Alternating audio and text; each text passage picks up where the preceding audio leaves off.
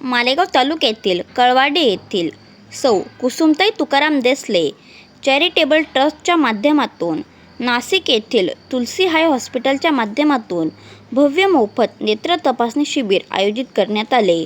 कळवाडी येथील नवसाला पावणारी आई सप्तशृंगी माता मंदिर परिसरात भव्य नेत्र तपासणी शिबिर आयोजित करण्यात आले। कळवाडीसह परिसरातील ज्येष्ठ नागरिक व महिलांनी या शिबिराचा लाभ घेत सहकार्य केले।